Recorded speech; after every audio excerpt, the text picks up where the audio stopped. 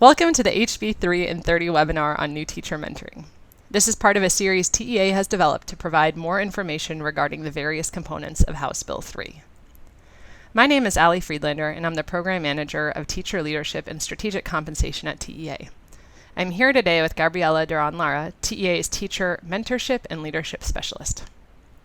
During this presentation, we'll provide some context on why mentoring matters, review components of the Mentor Program Allotment, review timelines and next steps, and wrap up with a discussion around connections to a couple of other HB3 programs.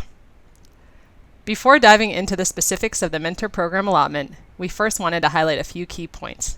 The Mentor Program Allotment is a new optional program for districts. If districts choose to follow the best practices in Texas Education Code Section 21.458, they could qualify for funding. The Mentor Program Allotment funding formula will provide districts with $1,800 per mentee, which can be used on mentor stipends, schedule release time, and mentor training. Funding is intended to reduce local district costs for building and sustaining best practices in mentorship. Funding will begin in the 2020-2021 school year, and interested districts will apply in spring 2020. Please note that there will be an annual application window. Both districts and open enrollment charter schools could qualify for this funding, though the term district will be used throughout this presentation. First, let's look at the need for new teacher mentoring. This graph depicts the share of the Texas teaching workforce by years of experience and shows that the teacher you are most likely to encounter in school today is one who just started teaching. Similarly, the second most likely teacher you will find is in their second year, and so on. You are least likely to find teachers with 10 or more years of experience. With the greatest share of the workforce being beginning teachers, we clearly see the need for supporting this group of inexperienced educators.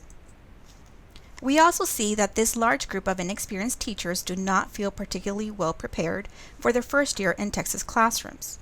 Surveys of beginning teachers across the state show that the majority of Texas teachers do not feel well prepared in certain critical areas, such as instructional and planning practices and working with English language learners or students with disabilities. On this graph, you can see that over half of our beginning teachers do not feel well prepared in these areas. Not only do teachers feel ill-prepared when they join the teaching profession, research from TNTP shows that, on average, beginning teachers are less effective than their more experienced peers. This data further demonstrates the need to provide meaningful supports for early career teachers. We also see issues in placement trends of these new teachers. When we look at where beginning teachers are placed, and as a reminder, this is the largest share of the Texas teacher workforce, we see these beginning teachers are more often placed on Title I campuses than non-Title I campuses. We also see that beginning teachers are even more likely to teach on Title I campuses in the upper quartile of economic disadvantage. To sum up, the number of beginning teachers in Texas, their relative effectiveness, and their disproportionate placement in high-poverty schools suggests that supporting this group of educators should be a top priority. So the next logical question one might ask is, how do we support these beginning teachers to help them feel better prepared for the realities of teaching and equipped to improve student outcomes for all the students they serve? Research has indicated that multi-year mentoring and induction programs lead to improvements in three key areas: student performance, teacher effectiveness, and teacher retention. These outcomes are particularly important if we consider the share of the teaching workforce in their first 2 years, the perception of teacher preparedness, beginning teacher effectiveness, and trends in new teacher placements and implications around equity. So we know mentoring programs hold promise. However, when we look at where mentoring happens and the matches of mentors to mentees, we also see gaps between low-income and high-income schools. If you teach in a high-income school, you are more likely to be assigned a formal mentor, and also work with a mentor in the same school, grade, or subject. Here, low-income schools refer to those in which greater than 50% of the students qualify for free or reduced price lunch. On the flip side, high-income schools are defined as schools where fewer than 15% of the students qualify for free or reduced price lunch. As you will see in this presentation, the Mentor Program Allotment is structured in a way to address some of these issues. Before jumping into the components of HB3, we wanted to share some context and recommendations coming out of the Texas Teacher Mentoring Advisory Committee. In 2013, the Governor, Lieutenant Governor, and Speaker of the House appointed a Texas Teacher Mentoring Advisory Committee to evaluate the implementation of mentor programs and make recommendations to the legislature for improvement. To see a list of teachers, principals, and other members of the education community that served on this committee, please visit the report using the link provided on this slide below. The Texas Teacher Mentoring Advisory Committee created a set of 10 recommendations anchored in best practices in teacher mentorship. These best practices and recommendations were essentially adopted by the legislature through House Bill 3. Ultimately, this advisory group recommended the state prioritize increasing the retention of highly qualified teachers through mentoring programs. And as I mentioned earlier, this committee's recommendations were essentially adopted through the Mentor Program Allotment in HB 3. All right, now we'll move into the specifics of the Mentor Program Allotment. A couple of key points to hit before getting into the specifics, though. First, HB 3 amended statute that already existed on new teacher mentoring. As Gabriella mentioned, HB 3 essentially adopted the Mentor Advisory Committee's recommendations. Also, HB 3 provides funding and requirements to access those funds based on best mentoring practices. Essentially, a district has 3 options when considering mentoring programs. Though it's highly encouraged for districts to provide mentoring programs for their beginning teachers for the reasons we mentioned earlier, as you can see in option 1, this is not a requirement. If districts do not implement mentoring programs, then they would not receive funding. Let's say another district is interested in mentoring, though for whatever reason, abides by only some of the requirements in Section 21458. Even though the district has abided by some of the statutory requirements, it would not qualify for funding under option 2. If a district provides a mentoring program that abides by 21458, and as a reminder, this statute includes best practices in mentoring, it would be eligible to apply for a Mentor Program Allotment funds. Later in this presentation, we will discuss timelines for district applications for Mentor Program Allotment funds, the $3 million statewide budget for this allotment, and how priority points will come into play for district applications. Here, however, we just wanted to point out that district applications will include a description of how they will meet the requirements in 21458, including those around mentor selection, assignment, and training, along with a mentor roles and responsibilities, program design and delivery, and also spending requirements. In this section, we're going to dive into the specifics of the Mentor Program Allotment. And before doing so, we wanted to define a few terms that we'll be using throughout the webinar. In this webinar, a mentor teacher refers to a classroom teacher who provides support to help beginning teachers successfully transfer into their teaching assignment. And a beginning teacher is someone who has less than 2 years of teaching experience. If the district would like to employ mentors that do not meet this criteria, they may seek a waiver from TEA. The first area of 21458 that we'd like to highlight deals with mentor selection. If a district assigns a mentor to a teacher, that mentor must have at least 3 years of experience teaching and a track record of improving student outcomes. To the extent practicable, the mentor teacher must teach in the same subject, grade, and school. Given the variance in school sizes, departments, and subject areas, this may not always be a possibility, but it's included as a best practice when possible. New requirements in HB 3 also ensure that mentor teachers demonstrate effective instructional practices and have strong interpersonal and leadership skills. Quick note, on this slide and following slides, any bolded text in blue represents additional requirements to Section 21458 as a result of House Bill 3, and any bolded black text represents what existed previously in statute and remains.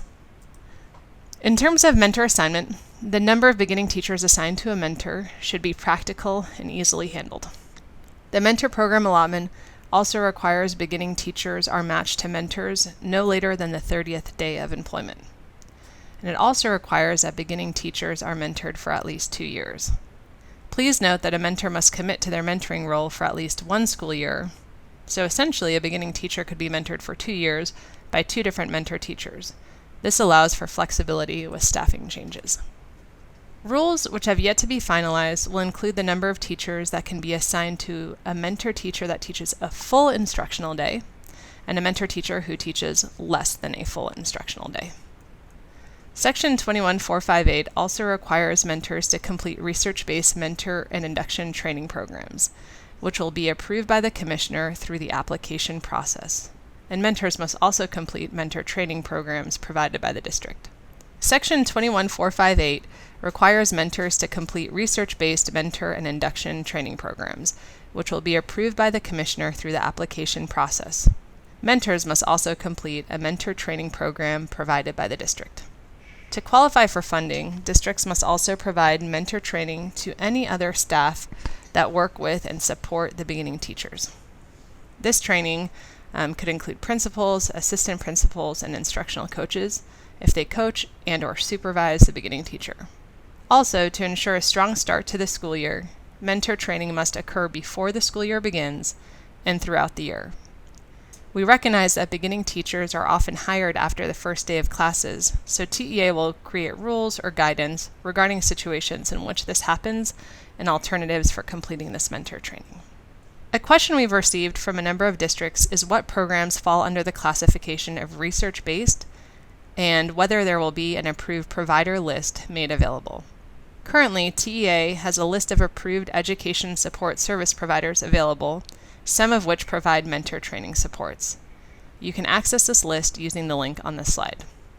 Over the course of the next year, TEA will work to create a broader list of mentor-specific approved providers and publish this in time for the second round of Mentor Program Allotment applications. Moving along, another section of 21458 deals with mentor roles and responsibilities. Mentor teachers are expected to meet with beginning teachers for at least 12 hours a semester. These mentoring sessions could include a number of activities, which we'll get to on the next slide, but wanted to flag here that observations both of the mentor and mentee could count toward these 12 hours. HB3 includes some additional best practices for mentoring program design and delivery. Mentoring programs must include orientation to the district context, policies, and practices, data-driven instruction, instructional coaching cycles, professional development, and professional expectations. Another key recommendation from the advisory committee was to include release time or a reduced teaching load for mentor teachers or classroom teachers to engage in mentoring activities, and to also designate time during the regular school day for mentoring activities to occur. We will share more information on this shortly. Lastly, the Mentoring Advisory Committee recommended the state provide funding for mentoring programs. We'll get into the funding formula shortly, though here wanted to highlight the MPA funds could be used for three things: mentor stipends, scheduled release time, and mentoring support through training. To create time for mentors and beginning teachers to engage in mentoring activities, HB3 provides two options for districts: to provide release time or to create a reduced teaching load for the mentor and mentee. And we wanted to highlight a few considerations related to each of these. In practice, release time could look like schools securing substitutes or having other staff cover the classrooms of both the mentor teacher and the beginning teacher for them to engage in mentoring activities. A reduced teaching load would look like an optimized master schedule that creates predictable and consistent blocks of time that are embedded within the regularly contracted school day, during which the mentor or beginning teacher are not working with students and thus can engage in mentoring activities. The benefits of a reduced teaching load are that students are not left with a substitute, and given the master schedule provides release time, student learning would not be impacted by the time the mentor and the beginning teacher meet or are observing one another. Secondly, release time through sub-coverage often creates an additional burden for teachers. In addition to planning for their mentoring meetings, they have to create sub-plans to leave in their absence. Lastly, release time through an optimized master schedule creates consistent meeting times, which allows mentors to create strategic, cohesive, and sequenced mentoring support. On the flip side, some districts or schools may feel they are not in a position to create a reduced teaching load for mentors or beginning teachers. These schools may wish to allow for release time for mentor and mentees to work together. Moving along, we will now discuss the funding formula for the Mentor Program Allotment. $3 million in annual state funding has been allocated to the Mentor Program Allotment. As a result, if more districts apply than what the allotment would fund, TEA will utilize a priority point system to determine which districts would qualify for funding. We will discuss this priority point system on the next slide. A district's specific allotment will be calculated based on the number of beginning teachers it employs. For each beginning teacher the district employs, it will receive $1,800 to be used towards mentor stipends, mentor training, or scheduled release time. On an upcoming slide, we'll discuss the timelines and how these new beginning teacher counts will be reported to TEA. To ensure funds allow for as many districts as possible to build strong mentorship programs, the allotment will be capped at $100,000 per district. We wanted to call out that this cap may not cover all of the associated costs for mentoring in large districts. These districts may consider other sources of funding, such as Title II or school improvement grants, to further support their mentor program goals and implementation. Lastly, we wanted to mention that this funding will be calculated annually, and interested districts will have to apply for MPA funds each year. The agency will propose rules this spring on the priority point system used for the mentor program allotment. This priority point system will be used in conjunction with the district application.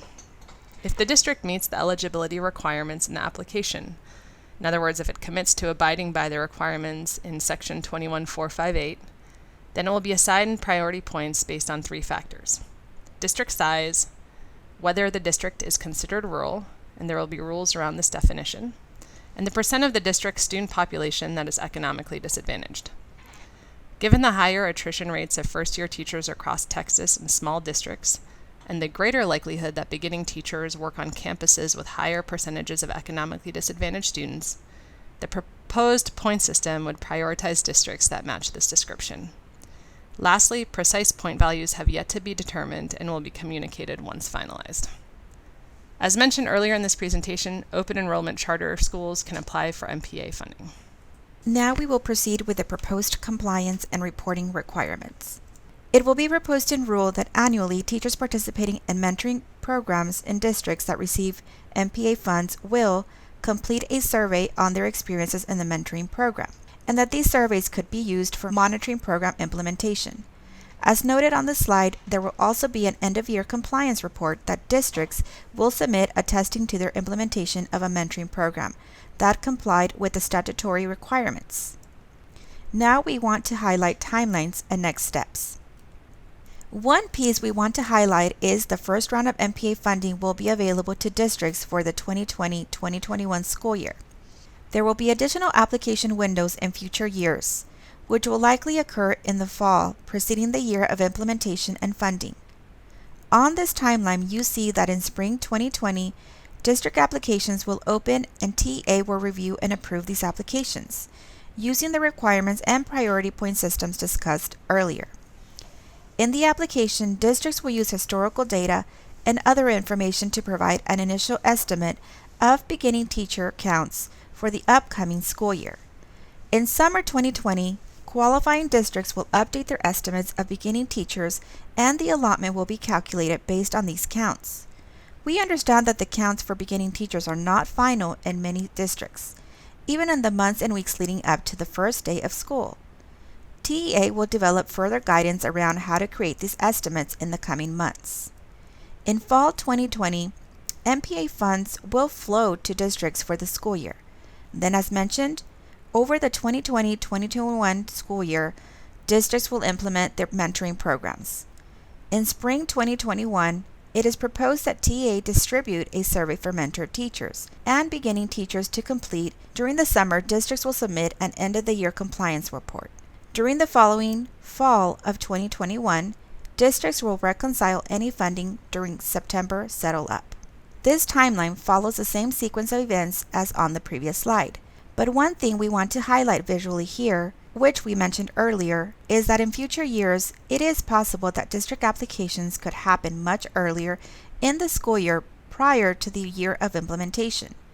This would provide districts with a longer planning runway for their mentor program. The previous slide focused on district next steps, and here we see some key next steps for TEA. In spring 2020, TEA will post proposed rules and respond to public comments of these rules.